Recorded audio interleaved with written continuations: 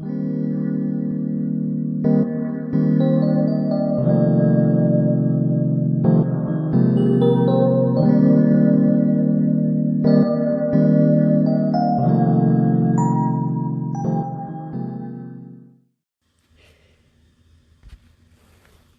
guys, it is time now for AEW Dynamite predictions. This is going to be a big one. We've got a couple of title matchups taking place. Actually, 4 title matchups I can think of as of right now. And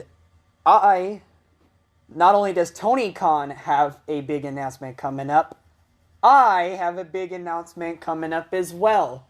Well, for tonight anyway. And that big announcement is, I have a special guest. Take that, TK. So anyway, guys, here is your special guest. Say hi, Clark. Hey, everybody. I really appreciate being on the program. Thanks for inviting me. And I'm really excited to talk about wrestling. Yes, sir. You've been here before. I don't remember what episode it's been. It's been a while. But anyway, let's start things off. We're gonna get right into it. With TK's big announcement. What do you think it could be?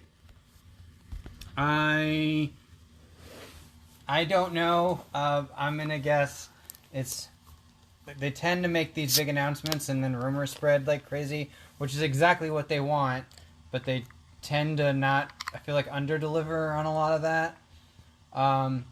What I think it's probably an announcement regarding maybe more specifically what they're going to start doing with Ring of Honor. They started kind of rebranding it a little bit with the belts being recycled to look different.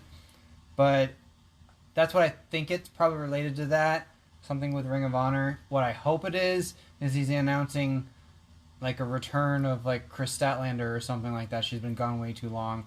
I mean, I want her to get healthy and limit the possibility of her re-injuring herself, but that's what I'm hoping for, but I think it's probably more likely some news to do with Ring of Honor.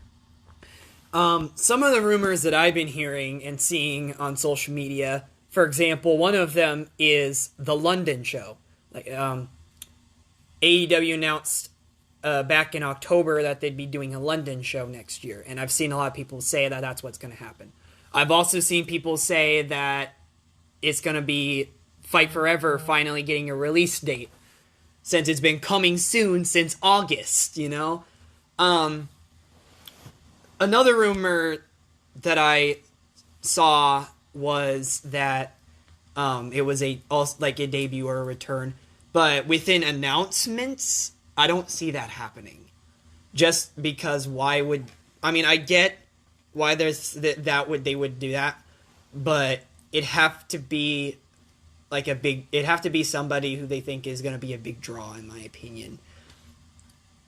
It might be like last time they kind of combined the two. They announced All Access as well as the return of Adam Cole. Oh, yeah, that's true. So they might have whoever's returning do the announcement, but I don't know. I mean, who knows?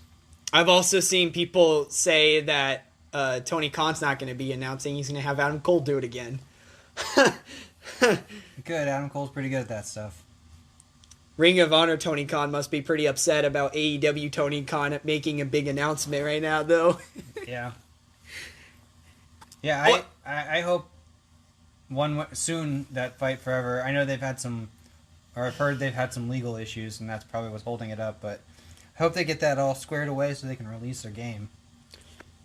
Honestly, what I think the big announcement is, I think it's going to be the Owen Hart Cup tournament. Because last year they did it, and they talked about doing it again as an annual thing. So that's what I think it is. I don't see many people talking about it either. That's the thing. Like, the Owen Hart Cup tournament was announced around this time last year too, and they started it in May, I believe. Yeah, in May of last year. So nobody's talking about it, and I think that's kind of upsetting in my opinion. Yeah, that makes sense. That I know the Owen Hart family had nothing but positive to say about their interaction with AEW, so that makes sense. That could be it. But let's move on. We've only got so much time here. We're going to go to one of the championship matches. We'll start things off with the FTW championship matchup. We're starting off with the least important match. In my opinion, I'm not a big fan of the FTW title. I think it's stupid. I've thought it's stupid ever since, Brian Cage? No, Brian Cage did a decent job with it. I think not to be that person, because I know a lot of people liked him when a lot of people said he was underrated during that time. But Ricky Starks with the FTW belt, that did not go well, in my opinion. And that's a hot take, because I see many people are like, that's what elevated Ricky Starks' career. I think what elevated Ricky Starks' career was his rivalry with Jericho. I think that's what elevated his career. Agreed. I think he kind of fell to the wayside a little bit when he had the FTW. Like, they didn't really know what to do with him or him as a champion, quote unquote. So, yeah, I agree. I think his career has gotten exponentially better just having his feud with Jericho. And they instantly turned him into an upper mid-carder, because he was a lower mid-carder at the really quickly. He became an upper mid-carder pretty quickly during that rivalry with Jericho. It didn't last very long, sure, but they really allowed us to see what he can do on the mic. But anyways, we're kind of getting off track. Hook is defending his FTW belt against the Firm's Ethan Page. Another Ethan Page being squashed, which is unfortunate because the Canadian Montreal guy, or whatever you want to say about him, he's underrated, and I know a lot of people are saying he's underrated. And Impact treated him better than he does here, because he had wins, he had titles, but in AEW, he's just another one of them enhancement talents, basically, and it's sad to see. But maybe he's okay with that. I don't know. I don't know. Obviously Hook wins this one. I don't see a reality in where Ethan is going to come away with a win here. I mean, in reality, he's much bigger than him. Probably could take him, but yeah, I think booking-wise, I think he gets... Hopefully, at least it's not a squash match, because Hook has way too many of those. Yeah.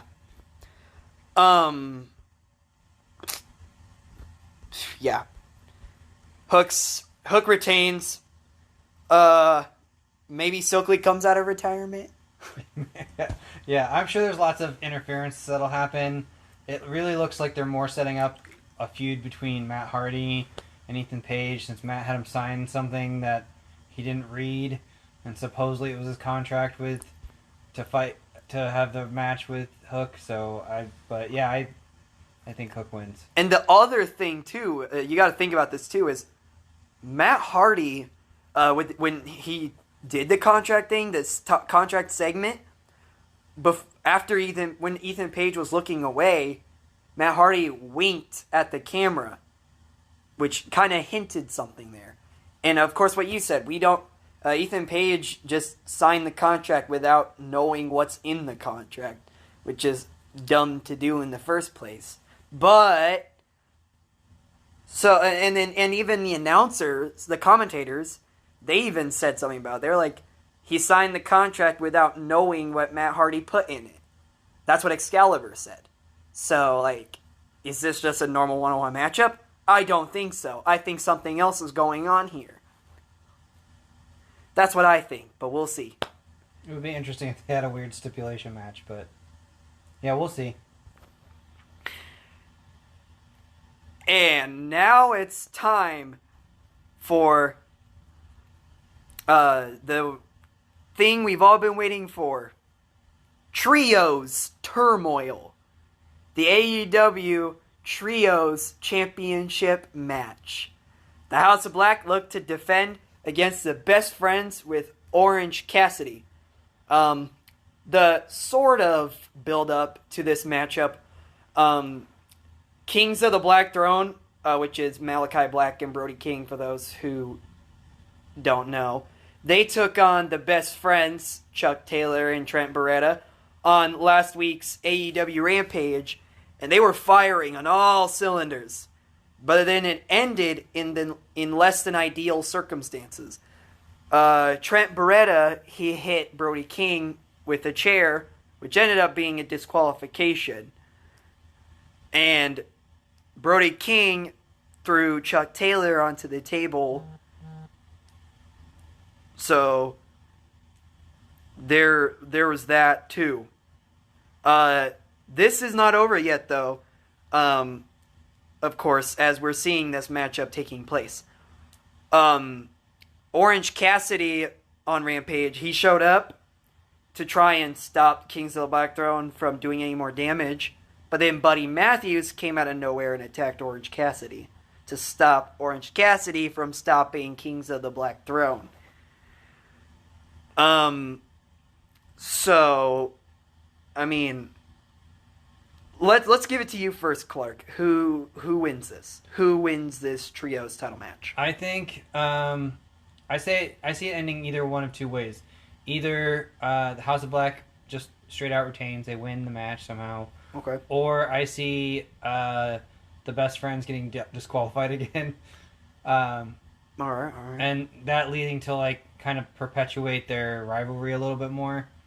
Oh. I would like to see the best friends win it. Like, at least I know Orange has his international championship, but I'd like to see the best friends get some gold because I think they're great. I love their gimmick. I love their wrestling.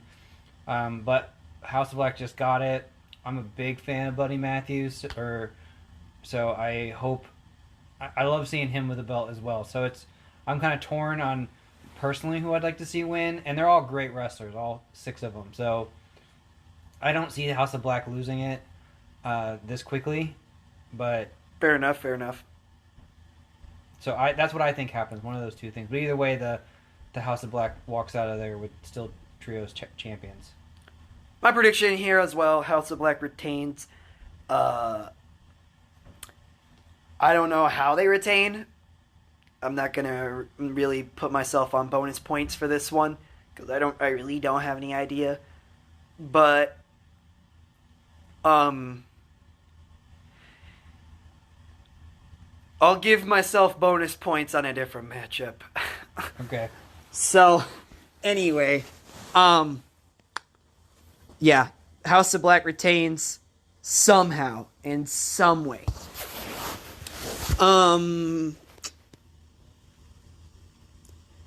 Here's a big one.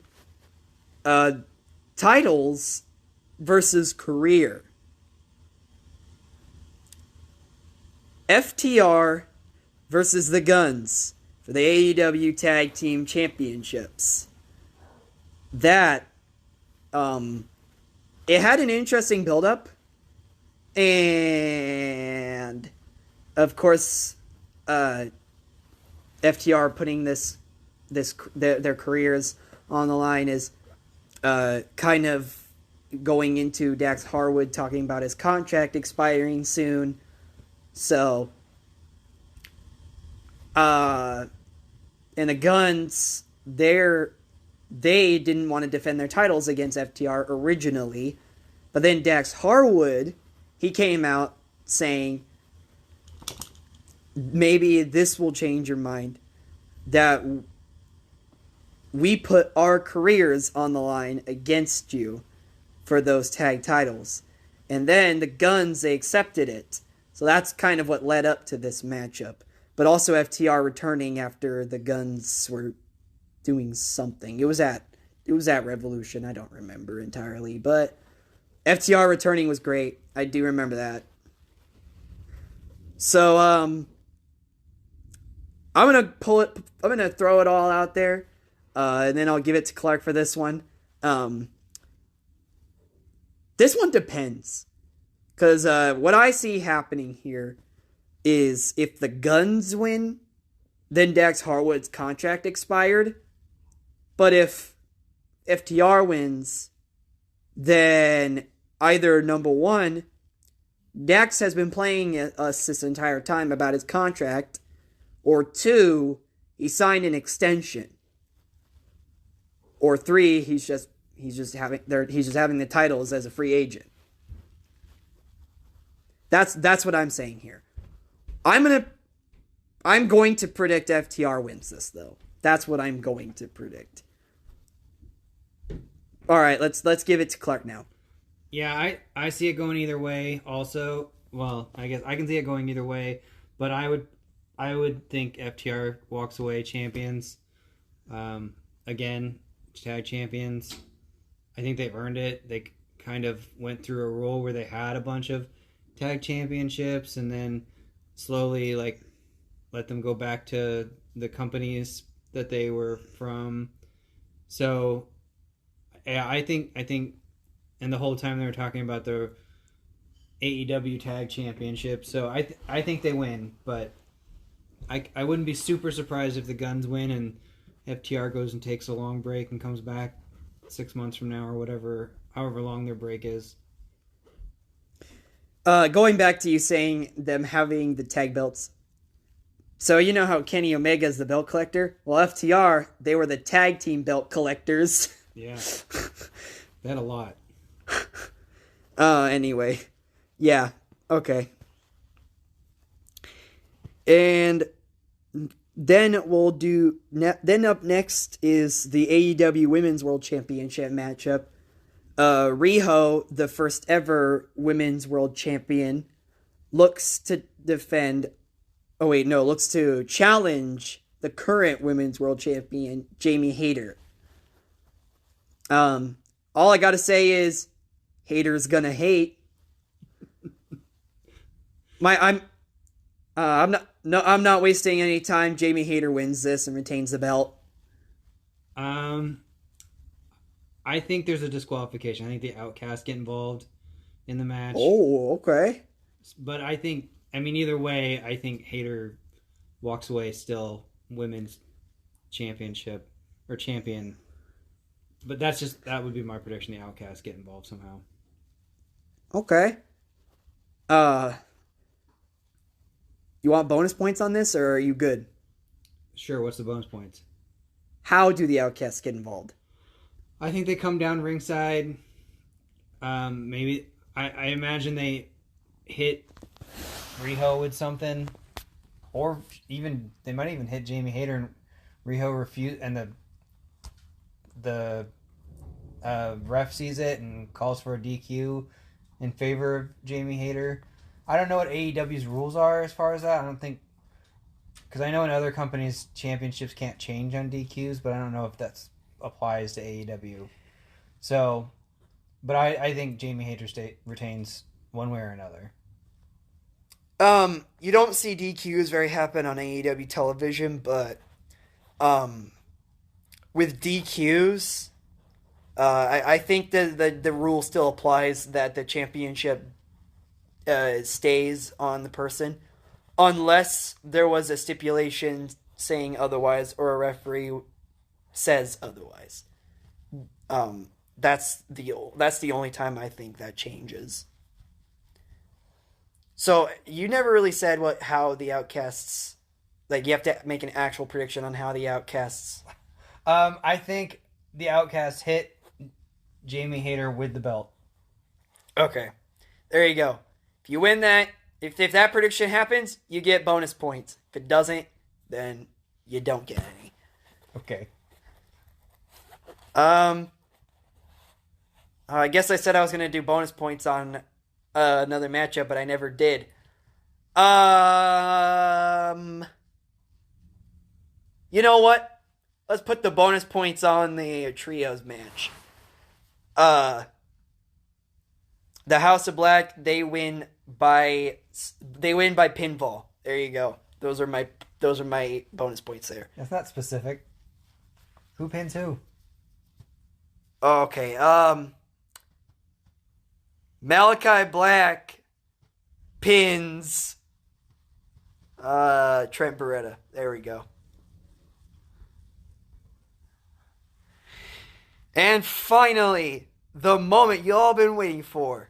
The day has finally come. We are in Long Island, New York. So we're going to see the once in a lifetime generational talent. The man from the beautiful place of Long Island, New York. He's better than you, and you know it. Maxwell Jacob Friedman, the AEW World Champion, MJF Day. Woo! So what you got to say about that, Clark? I love MJF. He is so good at being a heel, and he's a talented wrestler. And he does every time I like kind of put him in like a little bit of an avenue of like the type of wrestling he tends to do, he does something completely out of that group. So not that he can do it all, but he can do a lot. He's got a pretty wide range, and he's so good on the mic. I think he's funny, and he's a talented wrestler. I love everything about him. So, I mean, I know he's a bad guy or a heel, and he does that really well. But I can never get enough of him. I think he's great. He's like the Chris Jericho of this generation. Oh, how so? I don't know. I see a lot of parallels. Chris was more of a high flyer when he was younger. He kind of bulked up and got a little bit away from that, but he started to go back to it lately. He's been doing moonsaults out for the ropes like he used to, or lion salts, I think is what he used to call them. But springboard code breakers. Yeah. So he used to be a kind of like a certain type, but he's always been funny. He's always been really good on the mic. He's always been kind of a heel lately, or his entire career in AEW he's been a heel, but no, he's been a face before. In AEW? Yeah. Okay, well, from how long I've been watching, he's been a heel pretty much the whole time. But he's really good at it, so I get it. Yeah, I don't know. I just think there's a lot of parallels. But yeah, I think MJF's great. I loved the Rebar Mitzvah segment he did last week with the other pillars. It was funny, and I'm really excited that the direction they're going with, what it looks like to me is going to be his next hurdle he's going to have to get over as AEW champion. So, yeah, I'm excited. I think it'll be a great segment. Okay, yeah, I do too. I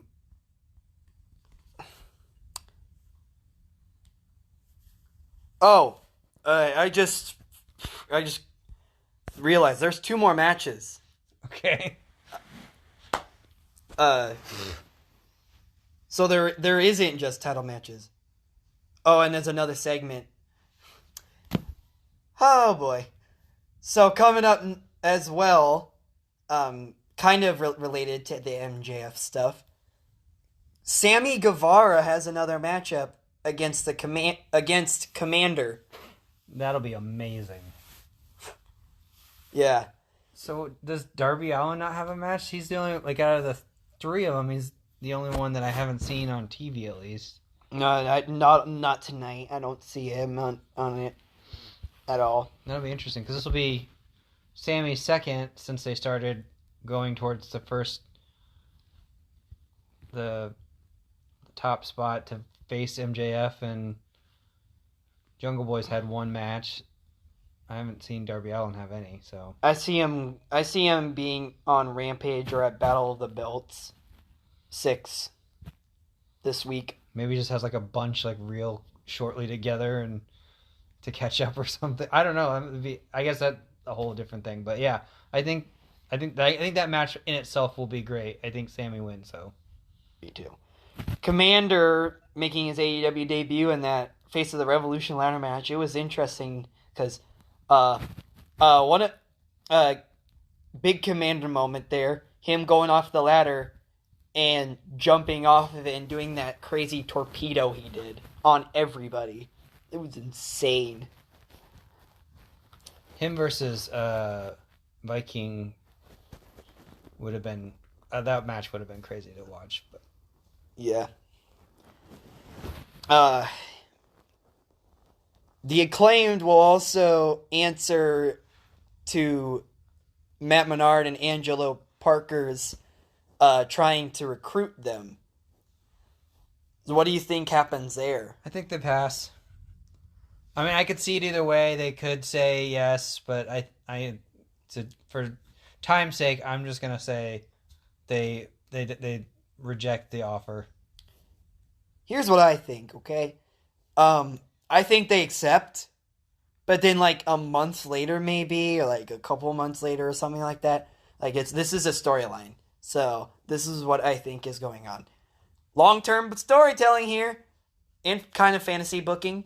What I think's going on here is that they accept, but then a couple months later or whatever, they turn on them to kind of signal that further progression in the rivalry, and that kind of blows off the rivalry into them having a matchup. That's what I think's going on here. Yeah, I think they decline and JAS gets mad and they start at least with Angelo Parker and Matt Menard. I think they start beefing with them like immediately. But you could be right. I mean, yeah, whatever.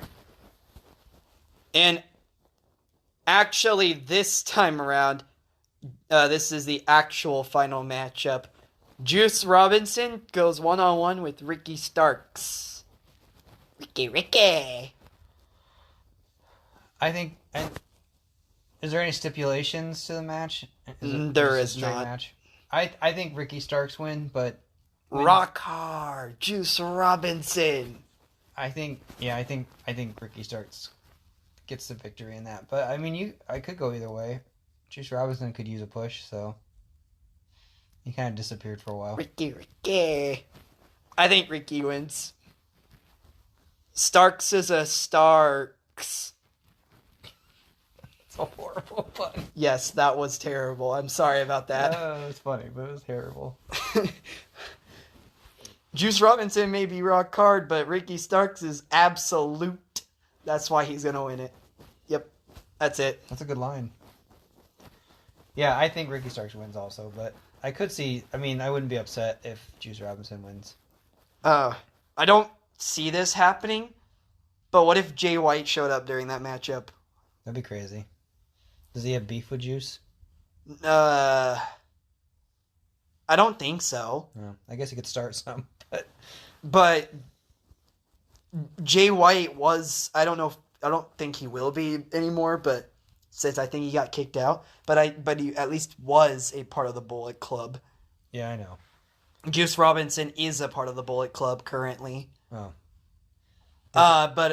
And also, David Finlay is the current leader of the Bullet Club, and David Finlay and Juice Robinson, they have some heat with each other.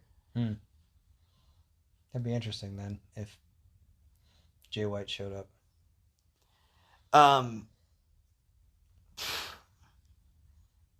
But yeah, there's that. I don't see it happening, but I think it'd be interesting to see Jay White show up, and more particularly on that match. Double or Nothing's in May, right? Yeah, They're gonna have to start. I mean, they've already started with MJF, but they're probably gonna start building some rivalries to kind of take place on that pay-per-view. Oh yeah, that's true. I was upset to see that Rampage the week on Double or Nothing. It's not it's taped now, that it's not live anymore. I was pretty upset by that. I know they're doing that. They did that because of TV stuff with TNT having other things going on. I think it was basketball, but I'm not sure on that. But they've had a lot of reschedulings lately. Like one night it was on a Saturday, and the other night it was on Friday still, just on a different time. And of course, next month they have to reschedule again. At least this week, Rampage will be live in Kingston, Rhode Island. So, and we'll get Battle of the Belt 6 right after. So, also, AEW All Access is tomorrow night. How'd you think about AEW All Access last week on their first episode? I thought it was good, but I liked Cody Rhodes thing too, Rhodes to the Top or whatever it was called. I didn't really like it too much. I know it wasn't very popular, didn't do very well, but so I'm not a good barometer on whether it was a good show as far as like if it's gonna stay. But I thought it was interesting to see like more real life and some real beef that some of the wrestlers, or at least allegedly, have with each other. I mean, who knows? It could be still fabricated into that show, but I was also interested to see that Britt Baker is like, I knew she was a dentist. I knew that part wasn't a character. I knew she was legitimately a doctor or in dentistry, but I didn't know she was practicing. I thought that was kind of crazy. I would have been upset if the generational talent was actually not his character. But he was, and I was happy by that. That he stayed in character while he was on TV? Yes. Yeah, he wasn't in it very long, but I think that probably works to his benefit. He'll probably be on tonight as well, at least a little bit, because they kind of hinted it last week for saying, like, what might happen next episode, and it kind of did it at a Dragon Ball Z-esque thing. Find what happens next week. Find out on another exciting episode of AEW All Access. Yeah, but I thought it was good. I think having Adam Cole be kind of the main character right now. Hey, his name's Austin. Being that he's going through like kind of like rehabilitating himself to be able to wrestle and the struggles with that. I think that makes sense. And it makes it a little more, I don't know, easier to follow. They still have a lot of like little subplots on the side going on. With like the Young Bucks? Stuff with the Young Bucks, but more like, I mean, they also had stuff with Ruby Soho and Ty Mello and Sammy Guevara. Having booking issues. And I mean, there's other stuff, but that's just, but I think they focused a lot on Adam Cole's journey, which I think makes sense. He's a popular draw. It kind of tells a story about where he's been, and we already knew he came back, so we kind of don't have that cliffhanger because he came back before that even aired. But you gotta get to see what he struggled through and him more personally. I think they'll focus on Adam Cole again, but I think they'll start focusing more on some of the others, like for example. For like Sammy Guevara, but I also think they'll be focusing a little bit more on the Young Bucks as well. I think they might start focusing on Wardlow as well, as he was advertised to be on the show. So they might start focusing on Wardlow as well. But they kind of are doing something with Britt Baker too. So, but yeah, I'm enjoying All Access too. I don't know what about it. It's just interesting to see what's going on backstage, and also it kind of feels like some of the stuff going on at All Access is still an angle, but it also at the same time you don't know. It's definitely the hard part about wrestling. It's hard to know what's real and what's made up to help progress stories that are going on TV. Well, more specifically, AEW. Most companies aren't really like that. AEW is really the ones that blur the line between kayfabe and real life. Yeah. But, I mean, I think that's everything. Well, thanks for having me on. This was great. Make sure you guys subscribe and click that like button. Oh my god.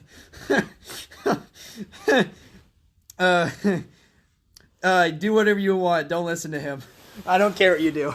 I'm just glad you're listening. I'm glad you clicked and gave me a view. That's all I care about. But you do what you want. Hit that like, hit that subscribe button, or don't. I don't care. But this is TPW Talking Pro Wrestling. And, wow. Clark, you really made this episode long. Thank you very much. And without any further ado, goodbye. Mwah! And good night. Bang!